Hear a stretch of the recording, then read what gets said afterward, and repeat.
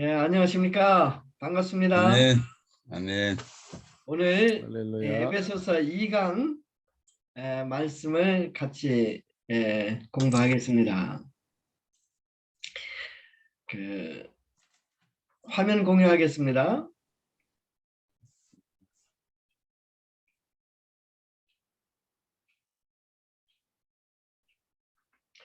공유됐죠? 예. 네네. 오늘 제 2강 설교 제목은 우리의 눈을 밝혀 주소서. 말씀은 에베소서 1장 이제 7절부터 23절까지 마지막 절까지 오늘 공부합니다. 우리 그 본문 말씀을 먼저 읽겠습니다.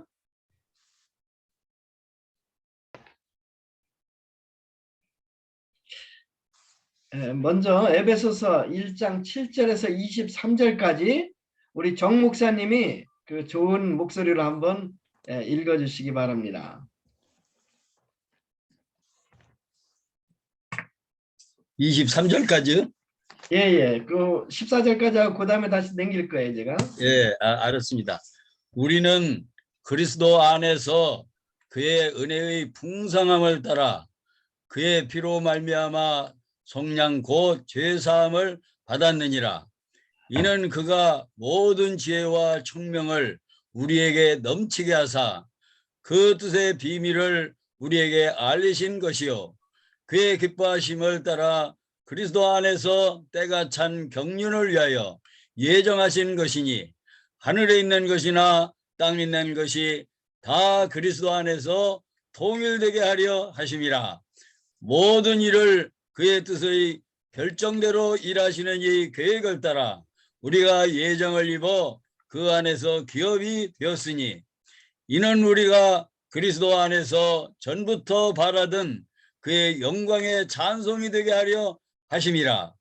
그 안에서 너희도 진리의 말씀 곧 너희의 구원의 복음을 듣고 그 안에서 또한 믿어 약속의 성령으로 인치심을 받았으니 이는 우리 기업의 보증이 되사 그 얻으신 것을 속량하시고 그의 영광을 찬송하게 하려 하심이라. 이로 말미암아 주 예수 안에서 너희 믿음과 모든 성도를 향한 사랑을 나도 듣고 내가 기도할 때에 기억하며 너희로 말미암아 감사하기를 그치지 아니하고 우리 주 예수 그리스도의 하나님 영광의 아버지께서 지혜와 계시의 영을 너에게 주사 하나님을 알게 하시고 너의 마음의 눈을 밝히사 그의 부르심의 소망이 무엇이며 성도 안에서 그 기업의 영광의 풍성함이 무엇이며 그의 힘의 위력으로 역사하심을 따라 믿는 우리에게 베푸신 능력의 지극히 크심이 어떠한 것을 너희로 알게 하시기를 구하노라. 그의 능력이 그리스도 안에서 역사하사 죽은 자들 가운데서 다시 살리시고 하늘에서 자기의 오른편에 앉히사 모든 통치와 권세와 능력과 주권과 이 세상뿐 아니라 오는 세상에 일컫는 모든 이름 위에 뛰어나게 하시고 또 만물을 그의 발 아래 복종하게 하시고 그를 만물 위에 교회의 머리로 삼으셨느니라. 교회는 그의 몸이니 만물 안에서 만물을 충만하게 하시는 이의 충만함이니라. 아멘. 아멘. 아멘. 아이고, 감사합니다. 아멘. 알렉산더 솔체니친이 1966년에 암병동이라는 소설을 썼습니다. 명작이죠. 이 소설을 통해서 그는 1970년 노벨 문학상을 받습니다. 이 소설의 주인공 중 한 명은 예프렘 포드예프인데 이분은 생명력이 왕성한 활동가였습니다. 그는 이제까지 자신의 삶을 모든 면에서 성공하고 풍성하게 누리고 즐겼습니다. 아픈 적도 없습니다. 그가 시도한 모든 일은 성공을 거두었습니다. 당연히 그는 찬란한 무지개 빛으로 자신의 미래를 그리고 있었습니다. 그런데 어느 날 그가 이제 암 말기 환자 판단을 받고 이제 안병동에 와서 죽음을 기다리고 있게 되었습니다. 온 세상이 무너지는 것 같았습니다. 그가 이제까지 꿈꾸어왔던 모든 것이 마치 비누바늘이 탁 터져버리듯이 하룻밤 사이에 다 사라져버립니다. 이제 그에게 남은 것은 깊은 절망뿐이었습니다. 암세포라는 괴물이 그의 몸을, 그의 생명을 매일매일 야금야금 집어삼키고 있습니다. 그의 죽을 날이 정해지고 남은 날은 이제 하루하루 새는 가련한 신세가 되었습니다. 그는 이제 생각합니다. 나는 과연 누구인가? 나는 무엇을 위해 살아가고 있었는가? 이 도전적인 질문을 그는 자기에게뿐만 아니라 그 주위에 있는 암 동료 환자들에게도 동일하게 이 질문을 합니다. 당신은 누구입니까? 당신은 무엇을 위해 사십니까?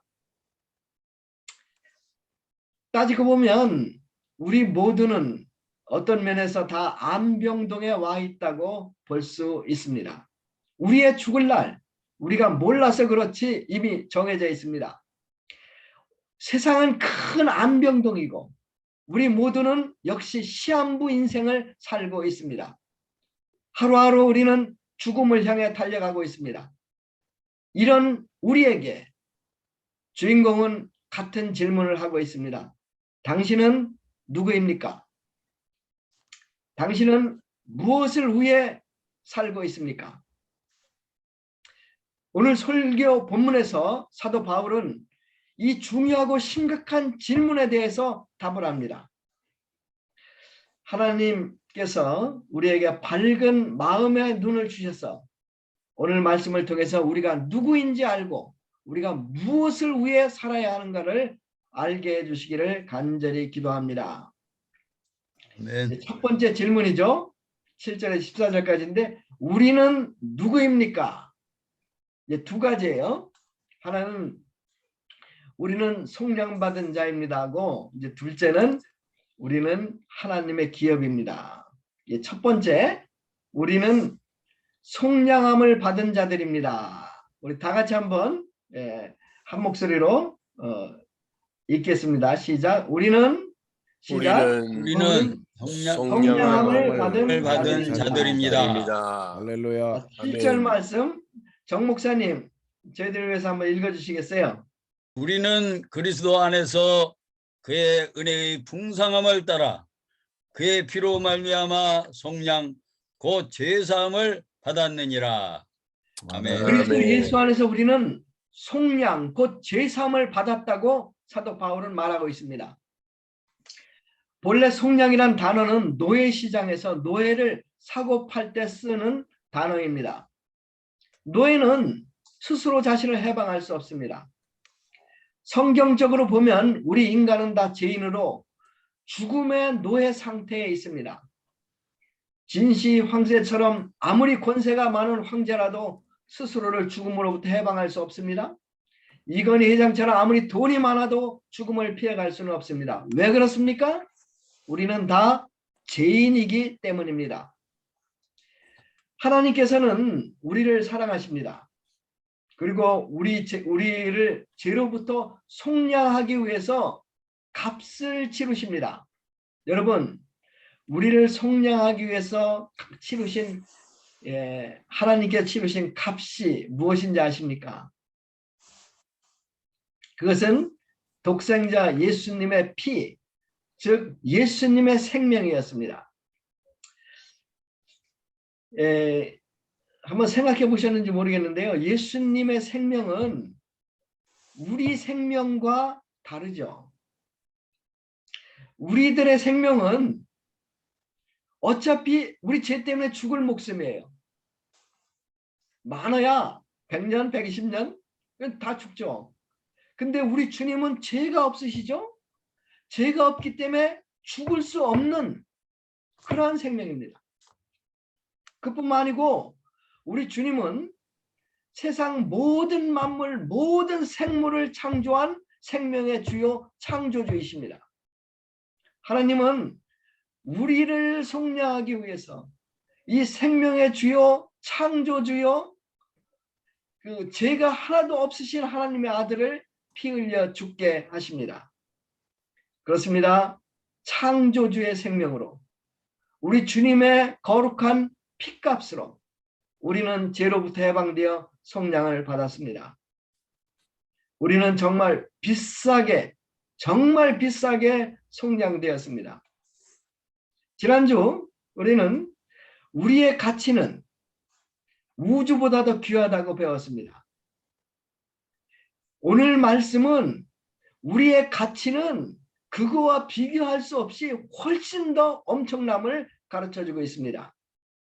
하나님의 아들의 피값, 창조주 생명의 주의 생명값으로 우리는 속량이 된 것입니다. 정혜동 목사님 생명 구매 가격은 창조주 예수님의 생명입니다. 그것이 아멘. 정혜동 목사님의 가격입니다. 생명의 가격. 우리 모두는 정말 예수 그리스도의 생명, 창조주의 생명값으로 우리는 속량되었습니다.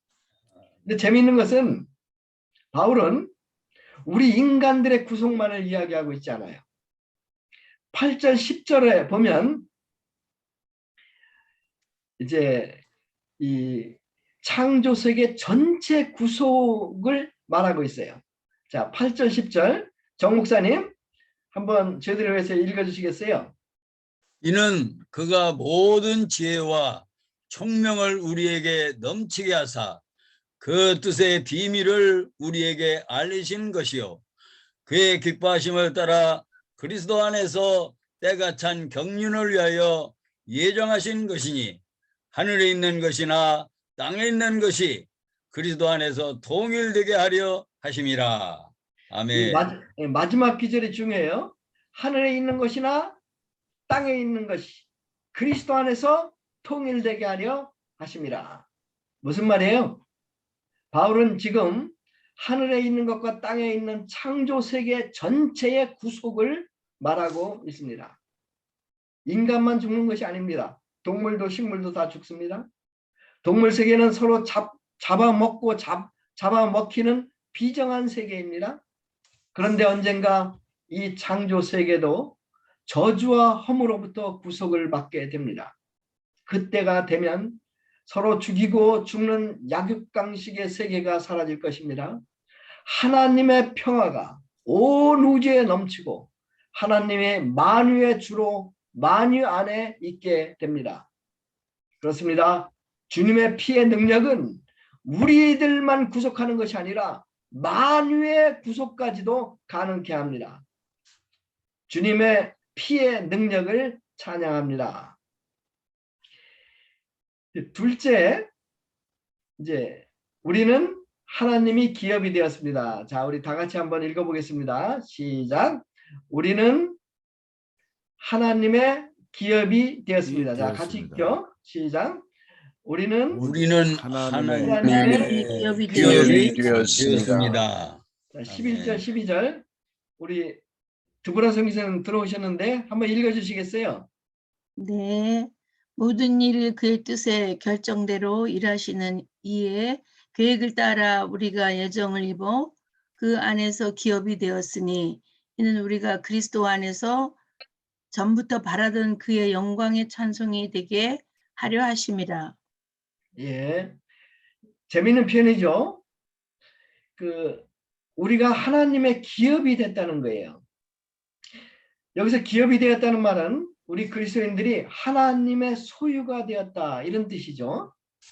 기업하면 생각나는 것이 이스라엘 백성들이 가나안 땅을 정복하고 그 땅을 지파별로 나누어서 받는데 이 분배받은 땅이 그 지파들의 영원한 기업이 됩니다. 이 기업은 그들의 살 터전이고 이 기업을 통해서 그들의 후손도 살아갈 수 있게 되었습니다. 그래서 이 기업은 그들의 생명보다 더 귀합니다. 옛날에는 땅이 기업이었는데 오늘날은 땅뿐 아니라 회사나 학교 재단도 기업입니다. 재미있는 것은 하나님께서 하나님이 우리의 기업이라는 말이 나와요, 성경에. 근데 본문은 우리를 하나님이 당신의 기업으로 삼으셨다는 거예요. 재미있는 표현이죠. 무슨 말입니까? 하나님께서는 우리를 사단으로부터 구속하셔서 당신의 영원한 기업으로 삼았다는 말이죠. 이로써 우리는 하나님의 소유된 거룩한 백성들이 되었습니다. 세상 기업은 망할 수 있습니다. 코로나 시대에 망한 기업들이 참 많습니다. 그러나 하나님의 기업은 결코 망할 수 없습니다. 왜냐하면 그 누구도 전능하신 하나님 손에서 우리를 빼앗을 수 없기 때문입니다. 그렇습니다.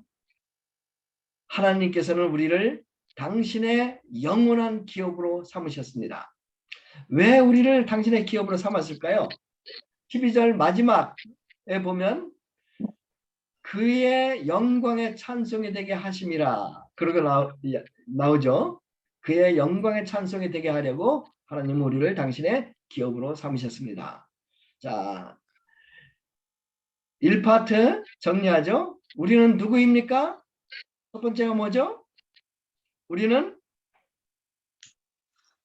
예수 안에서 속량받은 하나님의 자녀입니다. 이거 첫 번째죠. 우리는 속량받은 하나님의 자녀입니다. 두 번째가 뭐예요? 우리는 하나님의 기업입니다. 하나님의 기업입니다. 자, 하나님의 기업. 자, 두 번째 이제 그 질문은 우리는 무엇을 위해 살아갑니까? 우리는 무엇을 위해 살아야 합니까? 이런 말이죠. 이제 세 가지예요. 세 가지. 이제 알기 위해 사는데 세 가지를 점점 더 알아가는 것이죠. 이제 여기서 성경에서 안다는 말은 점점 더 체험해서 점점 더 풍성하게 알아가는 걸 얘기하죠. 자, 15절, 17절 이게 첫 번째. 우리는 하나님을 알아가기 위해 살아갑니다. 자, 우리 같이 한번 읽겠습니다. 시작. 우리는 하나님을 알아가기 위해 살아갑니다. 자, 15절, 17절 우리 정혜동 목사님 오늘 또 그 15절, 17절 읽어주시겠습니다. 이로 말미암아 주 예수 안에서 너의 믿음과 모든 성도를 향한 사랑을 나도 듣고 내가 기도할 때에 기억하며 너희로 말미암아 감사하기를 그치지 아니하고 우리 주 예수 그리스도의 하나님 영광의 아버지께서 지혜와 계시의 영을 너에게 주사 하나님을 알게 하시고 예, 마지막 하나님을 알게 하시고 사도 바울은 에베소에 있는 성도들이 하나님이 주시는 지혜와 계시의 영으로 하나님을 알아가게 하도록 기도를 합니다. 하나님을 안다는 것은 굉장히 중요합니다. 요한복음 17장 3절에는 하나님과 그 아들 예수 그리스도를 아는 것이 곧 영생이라고 말했습니다. 우리 하나님 무한히 크십니다. 그의 사랑과 은혜는 무궁하고 한량이 없습니다. 이 하나님을 알아가는 것이 곧 우리 인생의 목적입니다. 그러면 우리가 어떻게 하나님을 알아갈 수 있을까요? 우리가 어떤 사람을 알기 위해서는 먼저 그 사람의 이력서를 볼 수 있습니다. 또 다른 사람에 대해서 다른 사람으로부터 그 사람에 대해서 들을 수 있습니다. 근데 그렇다고 해서 우리가 그 사람을 정말 아는 것이 아닙니다. 그것만으로는 부족합니다. 우리가 한 사람을 정말 알기 위해서는 그와 함께 살아봐야 합니다. 그리고 인격적인 교제를 나누어야만 우리가 그 사람을 비로소 좀 알게 됩니다. 우리가 하나님을 알려면 어떻게 해야 합니까? 하나님과 같이 살아야 합니다. 하나님과 동행해야 합니다. 하나님과 늘 친밀한 인격적인 교제를 가져야 합니다. 어제 김진국 목사님이 누가복음 24장 말씀을 이제 온라인에서 올려놓고 당신이 어떻게 부활의 주님과 24시간 동행하는 삶을 살 수 있었는가 하는 것을 참 은혜 있게 간증하셨습니다. 그렇습니다. 우리가 십자가의 주님을 바라보고 주님을 부르고 24시간 동행할 때 우리는 주님을 점점 알게 됩니다. 주님을 알면 우리는 하나님을 알게 됩니다. 자, 우리는 무엇을 위해 삽니까? 답은 뭐예요? 우리는 하나님을 알아가기 위해 살아갑니다. 이게 두 번째예요. 네, 첫 번째. 자, 두 번째는 우리는 부르심의 소망을 알기 위해 살아갑니다. 자, 우리 같이 한번 읽어봅시다. 시작. 우리는 부르심의 소망을 알기 위해 삽니다. 살아갑니다. 자, 18절 우리 정 목사님 또 한번 읽어주시겠어요? 너의 마음의 눈을 밝히사 그의 부르심의 소망이 무엇이며 성도 안에서 그 기업의 영광의 풍성함이 무엇이며. 예, 거기까지. 사람은 소망이 있어야 살 수 있습니다. 그런데 소망 중에는 우리를 실망시키는 소망도 있습니다. 이 실망이 너무 커서 자신의 생명을 스스로 끊는 분도 적지 않습니다. 잘못된 소망을 가지면 잘못 살고 헛된 소망을 가지면 헛되게 살고 악한 소망을 가지면 악한 인생을 살게 됩니다. 우리 인생을 결정하는 것은 IQ가 아니고 우리의 소망입니다. 하나님도 우리를 소망으로 부르셨습니다. 우리를 부르신 소망이 무엇입니까? 18절 우리 다 같이 한번 읽어보겠습니다. 18절 시작. 너의 마음의 눈을 밝히사 그의 부르심의 소망이 무엇이며 성도 안에서 그 기업의 영광의 풍성함이 무엇이며. 사도 바울은 부르심의 소망을 말한 다음에 바로 연결해서 그 기업의 풍성함에 대해서 말하고 있습니다. 무슨 말입니까? 부르심의 소망은 그 기업의 영광의 풍성함입니다. 하나님께서는 우리에게 영광스럽고 풍성한 기업을 주시려고 우리를 부르셨습니다. 이것이 우리의 소망입니다. 여러분, 우리가 받을 그 기업이 얼마나 영광스럽고 얼마나 풍성한지 한번 상상해 보셨습니까? 우리 중에 혹시 누가 천국에 올라가 보신 분 계세요? 꿈속에서라도 천국에 올라가서 천국의 영광을 본 분이 계십니까? 요즘은 그런 분들이 적지 않게 이제 막 책도 쓰고 그러는데 성경에서 딱 한 사람이 이 천국에 올라가 봐요. 그리고 천국의 영광을 봐요. 3,000층에 올라간 사람인데 누구예요? 바울이에요. 바울. 이 에베소서를 쓰고 있는 바울이에요. 근데 재미있는 게 있어요. 우리는 이제 궁금하잖아요. 천국 3,000층에 올라가서 얼마나 여러 가지를 보고 들었겠어요. 근데 그거를 좀 얘기를 해주면 좋은데 얘기를 안 해요. 그리고 딱 한마디를 해. 딱 한마디.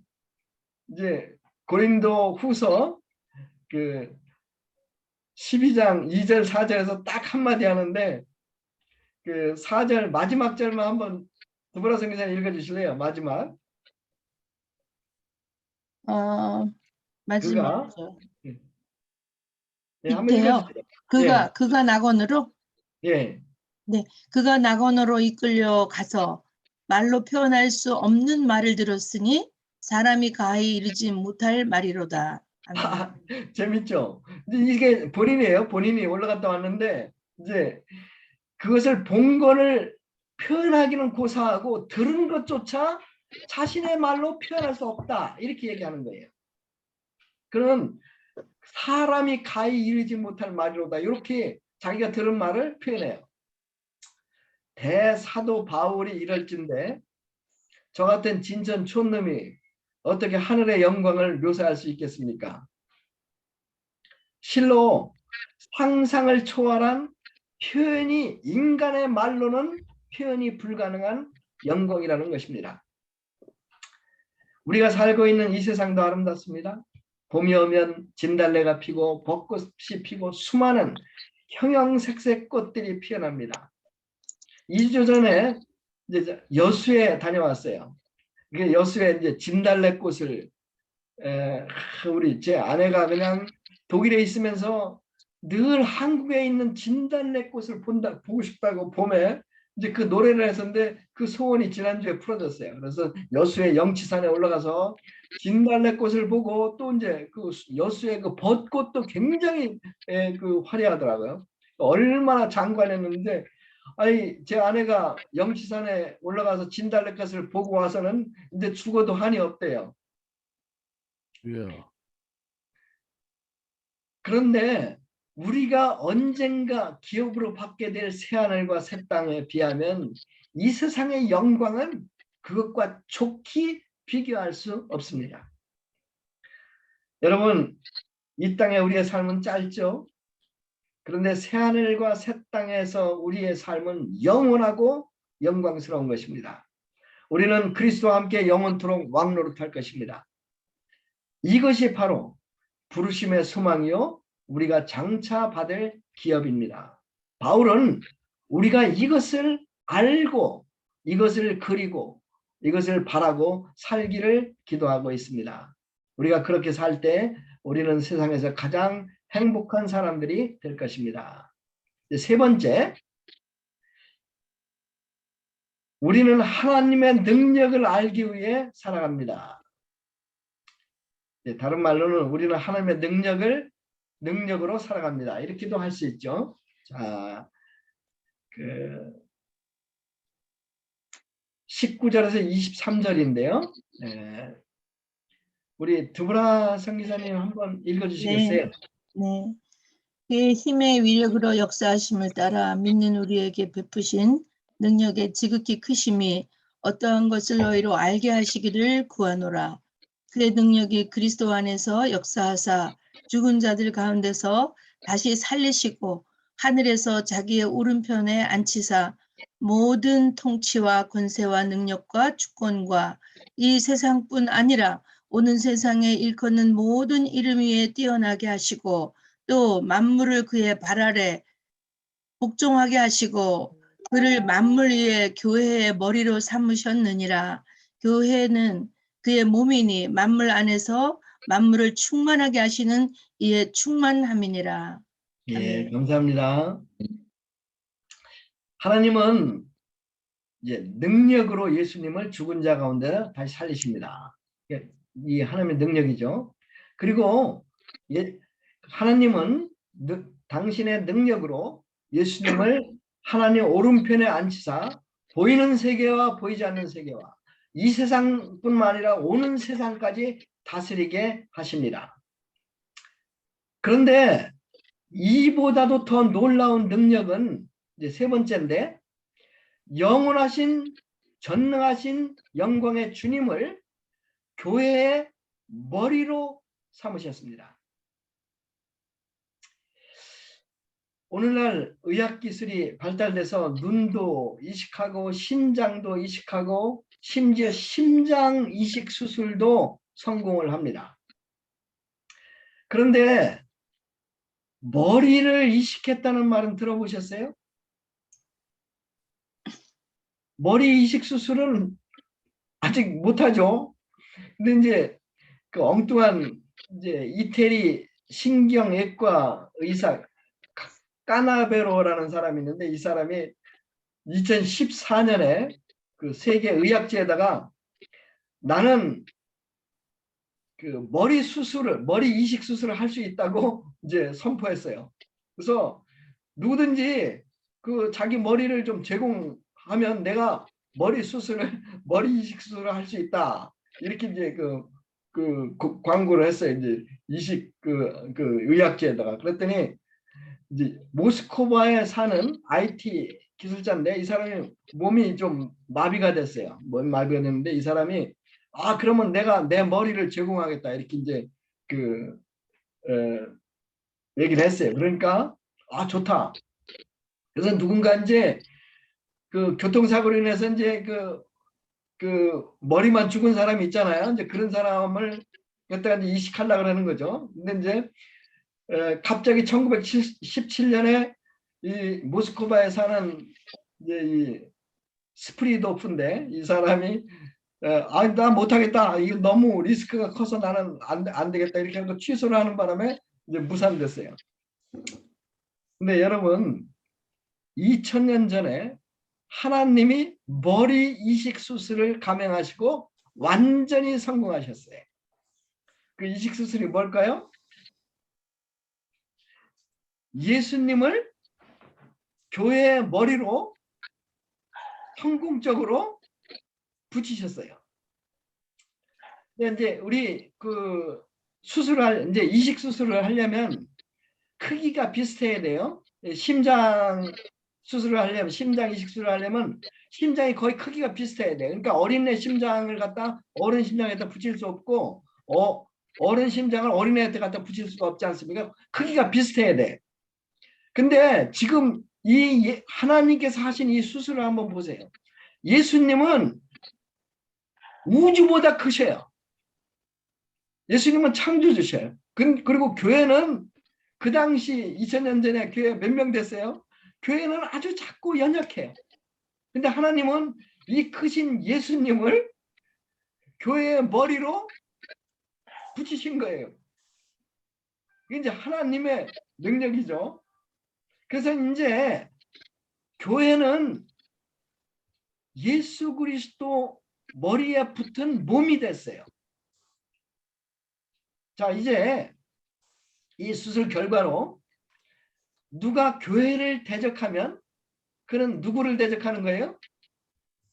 머리이신 예수님을 대적하는 것이 됩니다. 크리스찬들을 핍박하러 다메섹으로 가는 사울에게 주님은 나타나셔서 사울아 사울아 왜 내 교회를 핍박하느냐 이렇게 말하신 게 아니고 뭐라 그래요? 사울아 사울아 어찌하여 나를 핍박하느냐 이렇게 말씀하시죠. 사도 바울이 이 편지를 쓸 당시에 교회는 심히 작고 연약했습니다. 그리스도인들은 여기저기서 국가 이제 죄인으로 간주돼서 핍박을 받았습니다. 많은 신자들이 신분상 노예였습니다. 그런데 사도 바울은 정사와 권세와 능력의 지배자이시오 전능하신 우리 주님께서 이런 연약하고 작은 교회의 머리라고 선언하고 있습니다. 그뿐이 아니라 교회는 그의 충만이라고 말하고 있습니다. 교회는 예수 그리스도의 충만으로 점점 채워져야 하고 또 그렇게 될 것입니다. 우리가 우리 몸을 사랑하고 돌보듯이 우리 주님도 당신의 몸된 교회를 또 교회 지체들을 돌보시고 계십니다. 예수님의 교회는 이 세상에서 자주 미워함을 당하고 핍박을 당했습니다. 중국과 중동과 북한에서는 아직도 우리 지체들이 말할 수 없는 고통을 받고 있습니다. 이 핍박 뒤에는 사단 마귀가 있습니다. 그러나 예수 그리스도의 교회는 지금까지 모든 핍박을 이기고 살아남았습니다. 그뿐 아니라 계속적으로 승리하고 모든 세상에서 그리스도의 복음을 전하고 있습니다. 코로나 시내에도 복음 역사는 거침없이 전진하고 있습니다. 이 비밀을 어떻게 설명할 수 있을까요? 교회는 그리스도의 몸이기 때문입니다. 교회는 그리스도의 몸이기 때문에 지옥의 문이 결코 이길 수 없습니다. 여러분 개개인에게도 또 여러분들이 섬기는 교회에도 어려움이 있을 수 있습니다. 그러나 우리가 당하는 모든 아픔을 어려움을 가장 먼저 느끼시는 분은 우리 주, 우리의 머리이신 예수님이십니다. 따라서 우리는 예수 그리스도와 함께 우리가 당하는 모든 어려움을 넉넉히 이기고 반드시 승리하게 될 것입니다. 하나님께서 여러분에게 밝은 마음을 주시기를 기도합니다. 결론을 맺겠습니다. 당신은 누구입니까? 당신은 무엇을 위해 사십니까? 자, 두 가지죠. 당신은 누구입니까? 첫째 뭐예요? 우리는 속량함을 입은 자들입니다. 속량함을 입은 자들입니다. 맞습니다. 둘째 뭐예요? 우리는 하나님의 기업입니다. 하나님의 기업입니다. 하나님의 기업입니다. 예. 자, 당신은 무엇을 위해 사십니까? 세 가지죠. 첫째 뭐예요? 하나님을 알기 위해서. 예, 첫 번째가 하나님을 알기 위해 살아갑니다. 하나님을 알기 위해서는 어떻게 해야 돼요? 하나님과 같이 살아야 돼요. 하나님과 늘 교제하고 하나님과 동행해야 되죠. 자, 두 번째가 뭐예요? 우리는 부르심의 소망을 불시의 소망을 알기 위해 살아갑니다. 위해서. 불시의 소망은 곧 그 기업의 영광스러운 기업, 그 풍성함이죠. 늘 이 산 소망이 우리 마음을 사로잡아야 되죠. 자, 이제 마지막에 뭐예요? 우리는 무엇을 위해 살아갑니까? 능력의 지극히 크심을 알기 위해서. 예, 하나님 능력의 지극히 크심을 알기 위해 우리는 살아갑니다. 하나님의 능력이 얼마나 큰가 세 가지로 하나님께 보여주셨는데 예수님을 살리셨죠. 또 그 예수님을 하나님 우편에 앉히셨죠. 그래서 마지막으로 예수님을 교회의 머리로 수술하셔서 성공하셨습니다. 우리는 예수 그리스도의 몸입니다. 기도하겠습니다. 감사하신 하나님 아버지, 하나님께서 저희들을 사랑하시고 속량하셔서 하나님의 기업으로 삼아주심을 감사합니다. 하나님 아버지, 저희들이 이제 하나님을 알기 위해 살기를 원합니다. 하나님께서 저희들에게 주신 그 큰 소망, 이 기업의 풍성함을 매일매일 참 바라보고 감사하며 살기를 원합니다. 무엇보다 저희들이 참 하나님의 그 크신 능력을 매일매일 체험하며 매일매일 알아가며 살아갈 수 있도록 은혜 허락하여 주십시오. 감사합니다. 예수님의 이름으로 기도했습니다. 아멘.